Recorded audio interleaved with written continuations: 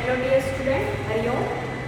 આજનો આપણો વિષય છે વિજ્ઞાન ધોરણ 7 પ્રકરણ 17 જંગલો. બરાબર છે કે આપણી આસપાસ જોવા મળતા જંગલો, એમાં તમે આગળના વિડીયોમાં જંગલોમાં અલગ અલગ પ્રકાર, એમાં વૃક્ષોના પ્રકાર કે વૃક્ષો કેવા જોવા મળે, પ્રાણીઓ કેવા જોવા મળે છે એ જંગલોમાં, એ ઉપરાંત એના પર્ણો કેવા હોય, એની ઊંચાઈ કેવી હોય, એની બધાની માહિતી મેળવી, મુગટ વિશે માહિતી મેળવી. બરાબર. પછી જંગલમાં તમે જાઓ, પ્રાણીઓ કેવી રીતે રહેતા હોય, રહેઠાણ કેવી રીતે પૂરું પાડે, એની માહિતી મેળવી. હવે આ વિડીયોમાં આપણે આગળ પાઠનો અભ્યાસ કરીશું. ચાલો જોઈએ. અને છોડના ફૂલો ઉપર ઉડતા સુંદર પતંગિયાને જોવામાં મશગુલ હતા. તેઓ છોડવાઓને ખૂબ જ નજીકથી જોતા હતા. જ્યારે તેઓ છોડની આસપાસ ફરતા હતા ત્યારે તેમના વાળ અને કપડા પર બીજ અને વનસ્પતિના અમુક ભાગો લટકતા હતા. તેઓએ ઘણા કીટકો, તરોડિયાઓ, ખિસકોલીઓ, કીડીઓ અને વનસ્પતિની છાલ પર ચોંટેલા ઘણા નાના પ્રાણીઓ, વૃક્ષોના પર્ણ અને તળિયા પર સડેલા પર્ણો પણ જોયા. તેમણે આ બધા પ્રાણીઓના ચિત્રો બનાવવાના પણ શરૂ કરી દીધા. જંગલનું તળિયું ઘેરા રંગનું, મૃત અને સડેલા પર્ણો, ફળો, બીજ, ડાળીઓ અને નાના છોડવાઓથી આવૃત હતું. વિદ્યાર્થી મિત્રો, જંગલનું તળિયું છે એ ઘેરા રંગનું, મૃત અને સડેલા પર્ણો, ફળો, બીજ, ડાળીઓ અને નાના છોડવાઓથી કેવું હતું? આવૃત હતું. સડેલા પદાર્થો ભેજવાળા અને હૂંફાળા હતા. બાળકોએ વિવિધ બીજ અને પર્ણો તેમના એકત્રીકરણ માટે લીધા. મૃત પર્ણોના આવરણ પર ચાલતા નરમ ગાલીચા પર ચાલતા હોય તેવું લાગે. શું સડતો પદાર્થ હંમેશા ગરમ હોય છે? પ્રોફેસર અહેમદે આ પ્રશ્નના જવાબ માટે બાળકોને એક પ્રવૃત્તિ કરવા સૂચવ્યું. પ્રવૃત્તિ: એક ખાડો ખોદો, તેમાં શાકભાજીનો કચરો અને પર્ણ નાખો. તેને માટીથી આવૃત કરો. થોડું પાણી ઉમેરો. 3 દિવસ પછી માટીનું ઉપરનું સ્તર દૂર કરો. ખાડામાં અંદરની બાજુએ ગરમાવો અનુભવાય છે. પહેલીએ પૂછ્યું, અહીં ઘણા વૃક્ષો છે, ઘણા જંગલો પણ છે. જો ફેક્ટરી બનાવવા માટે થોડાક વૃક્ષો કાપીએ તો શું ફરક પડે? થોડાક વૃક્ષો કાપીએ તો આહાર શૃંખલામાં ખલેલ પડે છે. પ્રોફેસર અહેમદે કહ્યું, તમે સ્વયંપોષી, પરપોષી અને મૃતોપજીવી વિશે વાંચ્યું છે. વનસ્પતિ ખોરાક કેવી રીતે બનાવે છે તે પણ તમે શીખી ગયા. વનસ્પતિઓને સ્વયંપોષી કહેવાય છે કારણ કે તેઓ પ્રકાશ સંશ્લેષણ દ્વારા પોતાનો ખોરાક જાતે બનાવે છે. હવે વનસ્પતિને વિદ્યાર્થી મિત્રો કેવી વનસ્પતિ કહેવાય? તો સ્વયંપોષી, કારણ કે આપણે જાણીએ છીએ કે વનસ્પતિ સૂર્યપ્રકાશની હાજરીમાં જે હરિતદ્રવ્ય હોય છે એ હરિતદ્રવ્ય વનસ્પતિમાં હોય છે. હરિતદ્રવ્ય પાણી, ખનિજ ક્ષારનો ઉપયોગ કરી અને શું કરે છે? પોતાનો ખોરાક જાતે બનાવે છે. અને એ પ્રક્રિયાને કહેવાય પ્રકાશ સંશ્લેષણ. મનુષ્ય અને અન્ય પ્રાણીઓ વનસ્પતિઓ દ્વારા બનાવાયેલ ખોરાક પર નભે છે. તેઓ પરપોષી છે. વિદ્યાર્થી મિત્રો, મનુષ્ય અને અન્ય પ્રાણીઓ વનસ્પતિ દ્વારા બનાવેલ ખોરાક પર નભે છે અને તેઓ કેવા છે? પરપોષી છે.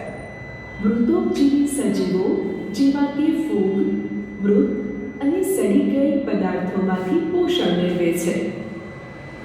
મૃતોપજીવી પદાર્થ સજીવો જે હોય એ ફૂગ, મૃત અને સડી ગયેલ પદાર્થોમાંથી શું કરે છે? પોષણ મેળવે છે. બધા જ પ્રાણીઓ, પછી તે શાકાહારી હોય કે માંસાહારી, આખરે તે વનસ્પતિ પર જ નભે છે. વનસ્પતિ પર નભનારા સજીવો ઘણા ખરા બીજા સજીવો દ્વારા ખોરાક તરીકે મેળવાય છે. દાખલા તરીકે કીટકો ઘાસ ખાય છે, દેડકો કીટકોને ખાય છે, સાપ દેડકાને ખાય છે, સાપને સાંભળી ખાય છે. વિદ્યાર્થી મિત્રો, આ આહાર કડીનું ઉદાહરણ છે આહાર શૃંખલાનું, કે ઘાસ કીટકો ઘાસને ખાય, દેડકો કીટકને ખાય, સાપ દેડકાને ખાય, સમડી સાપને ખાય. આમ આહાર શૃંખલાઓ રચાય છે. ઘાસ, કીટકો, દેડકો, સાપ, સમડી. જંગલમાં ઘણી આહાર શૃંખલાઓ જોવા મળે છે. બધી આહાર શૃંખલાઓ એકબીજા સાથે સંકળાયેલી છે. જો એક આહાર શૃંખલામાં ખલેલ પડે તો તે અન્ય આહાર શૃંખલાને પણ અસર કરે છે. જંગલનો દરેક ભાગ એ અન્ય ભાગ પર આધારિત છે. જો આપણે એક હિસ્સો દૂર કરીએ, જેમ કે વૃક્ષો, તો બાકીના બધા જ હિસ્સાઓ પર અસર જોવા મળશે. પ્રોફેસર અહેમદે બાળકોને એક પર્ણ જમીન ઉપરથી ઉઠાવીને બહિર્ગોળ કાચમાં નિહાળવા કહ્યું. તેમને તેમાં નાની ફૂગ એટલે કે મશરૂમ જોવા મળી. તેઓને નાના જીવજંતુઓનું સૈન્ય જોવા મળ્યું, જેમ કે કીડીઓ, ઢાળિયા જીવડાઓ વગેરે. તેમને નવાઈ લાગી. આ સજીવો તેમાં કેવી રીતે જીવે છે? પ્રોફેસર અહેમદે સમજાવ્યું, નરી આંખે સરળતાથી જોઈ શકાતા સજીવો ઉપરાંત પણ સૂક્ષ્મજીવો જમીનમાં રહે છે. વિદ્યાર્થી મિત્રો, નરી આંખે સરળતાથી જોઈ શકાતા સજીવો ઉપરાંત જે સૂક્ષ્મજીવો હોય ક્યાં રહે? જમીનની અંદર. પહેલીને આશ્ચર્ય થયું કે ફૂગ અને સૂક્ષ્મજીવો શું ખાય છે? પ્રોફેસર અહેમદે જવાબ આપ્યો કે તેઓ મૃત વનસ્પતિ અને પ્રાણીઓની પેશીઓ પર નભે છે અને તેમના ઘેરા રંગના સેન્દ્રિય પદાર્થમાં ફેરવે છે. સેન્દ્રિય પદાર્થો એ જમીનની સૌથી ઉપર આવેલો ઘેરા રંગનો પદાર્થ છે અને ખનિજ દ્રવ્યોથી ભરપૂર હોય છે. તે ભૂમિને ફળદ્રુપ બનાવે છે અને ઉગતી વનસ્પતિને પોષક તત્વો પૂરા પાડે છે. આ સ્તર નરમ અને છિદ્રાળુ તથા પાણીનું પ્રમાણ જાળવી રાખે છે. આ સ્તરને ઉપરી ભૂમિ કહે છે. તે કીડાઓ, ઉંદરો, છછુંદર, ઢાળિયા જીવડા જેવા સજીવોને રહેઠાણ પૂરું પાડે છે. નાની વનસ્પતિના મૂળ ઉપરી ભૂમિમાં ખૂંપેલા હોય છે. સૂક્ષ્મજીવો કે જે મૃત વનસ્પતિ અને પ્રાણીઓને કાળા સેન્દ્રિય પદાર્થોમાં ફેરવે છે તેને વિઘટકો કહે છે. વિદ્યાર્થી મિત્રો, સૂક્ષ્મજીવો કે જે મૃત વનસ્પતિ અને પ્રાણીઓને કાળા સેન્દ્રિય પદાર્થોમાં ફેરવી દે તેને શું કહેવાય? વિઘટકો કહેવાય. યાદ રાખજો, મૃત વનસ્પતિ અને પ્રાણીઓને કાળા સેન્દ્રિય પદાર્થોમાં ફેરવે તેને વિઘટકો કહે છે. આ સૂક્ષ્મજીવો જંગલમાં ખૂબ જ મહત્વનો ભાગ ભજવે છે. પહેલીએ ઝડપથી જમીન પરના મૃત પાંદડા દૂર કર્યા અને તેઓની નીચે કાળી માટીનું સ્તર જોવા મળ્યું. સેન્દ્રિય પદાર્થોની હાજરી એ સૂચવે છે કે જમીનમાં મૃત વનસ્પતિ અને પોષક તત્વો ફરીથી વનસ્પતિ દ્વારા શોષાય છે. શૈલાએ પૂછ્યું, જો પ્રાણી જંગલમાં મૃત્યુ પામે તો શું થાય છે? ટીબુએ જવાબ આપ્યો, મૃત પ્રાણીઓ ગીધ, કાગડા, શિયાળ અને જીવજંતુઓનો ખોરાક બને છે. વિદ્યાર્થી મિત્રો, મૃત પ્રાણીઓ એ ગીધ, કાગડા, શિયાળ અને જીવજંતુઓનો શું કરે? ખોરાક. આપણે જાણીએ કે રસ્તા પર ગમે ત્યાં તે મૃત પ્રાણીઓ પડ્યા હોય છે તો એ ગીધ, કાગડા, બાજ જેવા પ્રાણીઓ ખાય. આ રીતે પોષક તત્વો ચક્રમાં ફરતા રહે છે. આથી જંગલોમાં કશું નકામું જતું નથી. પહેલીએ પ્રોફેસર અહેમદને યાદ કરાવડાવ્યું કે તેમણે જંગલો લીલા ફેફસા કેમ છે તે સમજાવ્યું નથી. પ્રોફેસર અહેમદે સમજાવ્યું કે વનસ્પતિઓ પ્રકાશ સંશ્લેષણ દ્વારા ઓક્સિજન મુક્ત કરે છે. પ્રાણીઓના શ્વસન માટે વનસ્પતિ ઓક્સિજન પૂરો પાડે છે. વૃક્ષો વાતાવરણમાં ઓક્સિજન અને કાર્બન ડાયોક્સાઇડનું સંતુલન જાળવે છે. આપણે જાણીએ છીએ વિદ્યાર્થી મિત્રો કે વનસ્પતિ વાતાવરણમાં શું મુક્ત કરે છે? વનસ્પતિ વાતાવરણમાં ઓક્સિજન મુક્ત કરે છે અને વાતાવરણમાંનું કાર્બન ડાયોક્સાઇડ વાયુ પ્રકાશ સંશ્લેષણની પ્રક્રિયા દરમિયાન ઉપયોગ કરે છે. જેના લીધે શું થાય કે વાતાવરણમાં કાર્બન ડાયોક્સાઇડનું પ્રમાણ વધી જતું નથી અને ઓક્સિજનનું પ્રમાણ ઘટી જતું નથી. બંને વચ્ચે શું થાય છે? સંતુલન જળવાઈ રહે છે. આથી જંગલો ફેફસા કહેવાય છે. પહેલીએ પોતાના મિત્રોને યાદ કરાવ્યું કે પ્રકાશ સંશ્લેષણ એક એવી પ્રક્રિયા છે જેમાં સૂર્ય ઉર્જાનો ઉપયોગ કરીને કાર્બન ડાયોક્સાઇડનું શર્કરામાં રૂપાંતરણ થાય છે. પ્રકાશ સંશ્લેષણ કાર્બન ડાયોક્સાઇડ અને પાણીનો ઉપયોગ કરે છે અને ઓક્સિજન મુક્ત કરે છે. આ ઉપરાંત લગભગ તમામ પ્રાણીઓ ઉર્જાના સ્ત્રોત તરીકે તેના પર સીધું અવલંબન ધરાવે છે. બાળકોએ આકાશમાં વાદળો બનતા જોયા. બુજોએ યાદ કર્યું કે પૃથ્વીની સપાટી અને વાતાવરણ વચ્ચે થતા પાણીના વિનિમયના ચક્રને જળચક્ર કહે છે. સૂર્યની ગરમીથી જમીન ઉપરનું પાણી, તળાવ, ઝરણા, નદી, સમુદ્ર, ખાબોચિયા વગેરેનું પાણી ગરમ થાય છે. આ ગરમીથી સપાટી ઉપરના પાણીની વરાળ થઈ જાય છે. આકાશમાં એકઠી થયેલી વરાળના વાદળો બને છે. આ વાદળો વરસાદ બનીને ફરીથી વરસે છે, જે પાણી છેવટે દરિયામાં સમાય છે. આમ આ ચક્ર સતત ચાલ્યા કરે છે. વૃક્ષો મૂળ દ્વારા પાણી લે છે અને હવામાં બાષ્પ સ્વરૂપે બાષ્પોત્સર્જનની પ્રક્રિયા દ્વારા પાણી મુક્ત કરે છે. જો વૃક્ષો થોડા હોય તો જળચક્ર પર શું અસર થશે? હવામાં પાણીની બાષ્પ એ બાષ્પીભવન અને બાષ્પોત્સર્જનની ક્રિયા દ્વારા ઉમેરાય છે. પાણીનું બાષ્પનું ઘનીભવન થવાથી વાદળ બને છે. જો વૃક્ષો થોડા હોય તો બાષ્પોત્સર્જનની પ્રક્રિયા દ્વારા હવામાં વરાળ સ્વરૂપે ઓછું પાણી મુક્ત થાય છે, જેથી વરસાદ માટે ઓછા પ્રમાણમાં વાદળો બને છે. આના કારણે વરસાદનું પ્રમાણ ઘટે છે અને જળચક્રનું સંતુલન ખોરવાય છે. ટીબુએ કહ્યું, જંગલો માત્ર વનસ્પતિ અને પ્રાણીઓનું જ ઘર નથી, તેમાં ઘણા લોકો પણ રહે છે. તેમાંના ઘણા જુદી જાતિના પણ છે. ટીબુએ સમજાવ્યું કે આ લોકો મહદઅંશે જંગલો પર નિર્ભર કરે છે. જંગલો તેમને ખોરાક, રહેઠાણ, પાણી અને દવાઓ પૂરી પાડે છે. તેઓ પાસે ઘણી જડીબુટ્ટીઓનું પરંપરાગત જ્ઞાન પણ છે. જ્યારે મૂંજો નાના ઝરણામાંથી પાણી પી રહ્યો હતો, ત્યારે તેણે હરણોને ઝરણું પાર કરતા જોયા.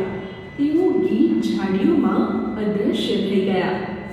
ગીચ ઝાડીઓ અને ઊંચું ઘાસ પ્રાણીઓને ખોરાક અને રહેઠાણ પૂરું પાડે છે. જંગલમાં રહેતા માંસાહારીઓથી પણ તેમને બચાવે છે. ટીબુએ ધીમેથી જંગલના તળિયે જોયું. તેણે બાળકોને બોલાવ્યા અને કેટલાક પ્રાણીના મળ બતાવ્યા. તેણે જુદા જુદા પ્રાણીઓના મળનો તફાવત સમજાવ્યો.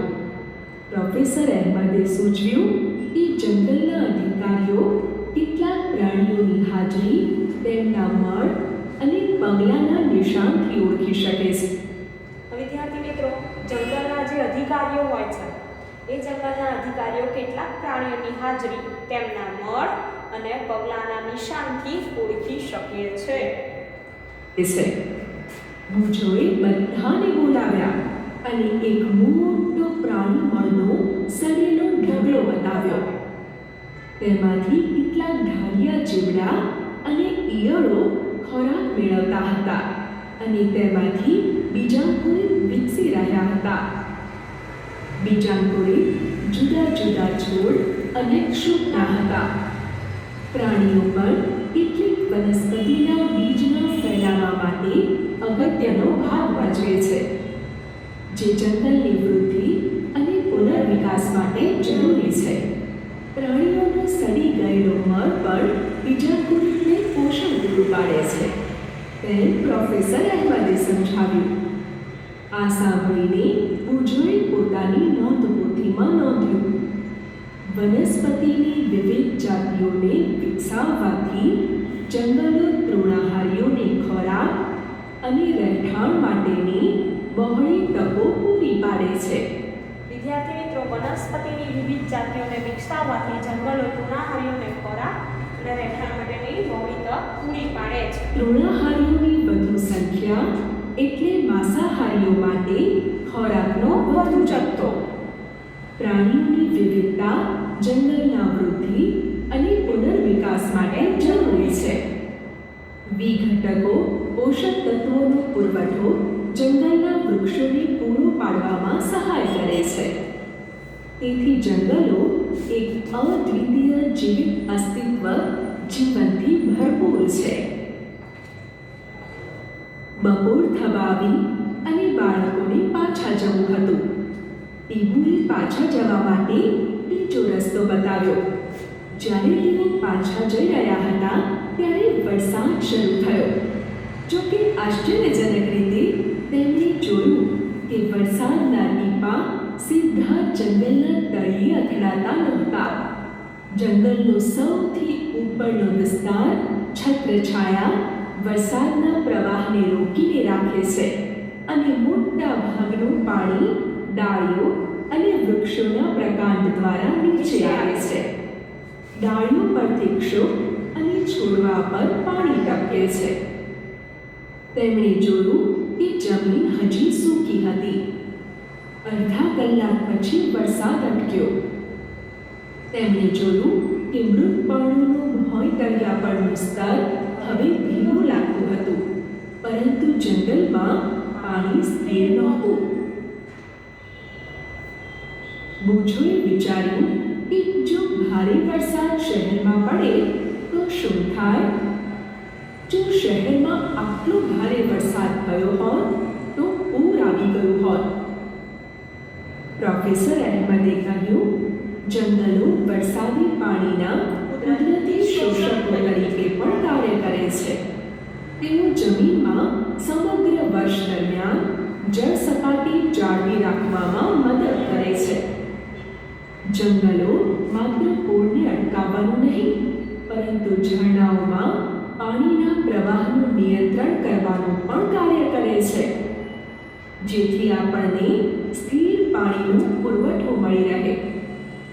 બીજી તરફ જો વૃક્ષો ન હોય તો વરસાદ સીધો જમીન પર પડે અને નજીકના વિસ્તારમાં પૂર આવી શકે. ભારે વરસાદ જમીનને પણ નુકસાન પહોંચાડે છે. વૃક્ષોના મૂળ સામાન્ય રીતે જમીનને જકડી રાખે છે, પરંતુ તેમની ગેરહાજરી જમીનનું ધોવાણ કરે છે. બાળકોએ પાછા ફરતા ટીબુના ગામમાં 1 કલાક પસાર કર્યો. ગામનું વાતાવરણ ખૂબ જ ખુશનુમા હતું. ગામના લોકોનું કહેવું હતું કે જંગલોના કારણે તેઓ ખૂબ જ સારો વરસાદ મેળવે છે. હવા પણ ઠંડી રહે છે. અવાજનું પ્રદૂષણ પણ ઓછું હોય છે, કારણ કે જંગલો આજુબાજુના હાઈવેનો અવાજ શોષી લે છે. બાળકો ગામના ઇતિહાસ વિશે શીખ્યા. તેઓ આશ્ચર્યચકિત થયા કે ગામ અને કૃષિ ક્ષેત્રો 60 વર્ષ પહેલા જંગલનો કેટલો ભાગ સાફ કરીને બનાવવામાં આવ્યા હતા. ટીબુના દાદાએ તેમને કહ્યું કે તેઓ જ્યારે નાના હતા ત્યારે ગામ અત્યારે જેટલું મોટું છે તેટલું મોટું નહોતું. તે જંગલોથી ઘેરાયેલ હતું.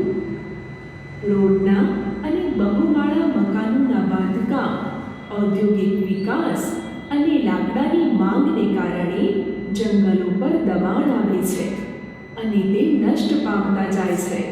તે આ વાતથી ખુશ નથી કે જંગલોનું પુનઃસર્જન નથી થઈ રહ્યું અને વધુ પડતા પ્રાણીઓના ચારાને લીધે વૃક્ષોને કાપી નખાય છે. પ્રોફેસર અહેમદે કહ્યું કે જો આપણે ડાપણથી કામ લઈશું તો જંગલો અને પર્યાવરણને પણ સાચવી શકીશું અને વિકાસ પણ થઈ શકશે. બાળકોએ તેને લગતા કેટલાક ચિત્રો બનાવ્યા. મુલાકાતને અંતે પ્રોફેસર અહેમદે બાળકોને જંગલના મહત્વ વિશે પૂછ્યું. બાળકોએ લખ્યું, જંગલો ઓક્સિજન આપે છે, તેઓ જમીનને બચાવે છે અને વિશાળ વનના પ્રાણીઓને રહેઠાણ પૂરું પાડે છે. જંગલો સારો વરસાદ લાવવામાં મદદરૂપ છે. તેઓ ઔષધીય વનસ્પતિઓનો સ્ત્રોત છે. ટિમ્બર અને ઘણી ઉપયોગી પેદાશો તેમાંથી મળે છે. આપણે જંગલોની જાળવણી કરવી જોઈએ. જો જંગલો અદૃશ્ય થઈ જાય તો શું થાય? જંગલો અદૃશ્ય થઈ જાય તો હવામાં કાર્બન ડાયોક્સાઇડનું પ્રમાણ વધી જાય, જેથી પૃથ્વીનું તાપમાન વધે. વૃક્ષો અને વનસ્પતિ વિના પ્રાણીઓને ખોરાક અને રહેઠાણ ન મળે. વૃક્ષોની ગેરહાજરીમાં જમીન જલધારક શક્તિ ગુમાવે છે, જેના કારણે પૂર આવી શકે છે. વન્યનાશ આપણા જીવન અને પર્યાવરણને ભયજનક સ્થિતિમાં મૂકે. તો વિચારો, આપણે આપણા જંગલોને બચાવવા શું કરી શકીએ?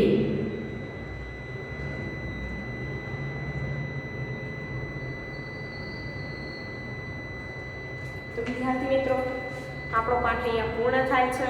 તો પાઠ્યપુસ્તકમાં પાઠનું વાંચન કરતા રહેજો અને વિડીયો જોજો.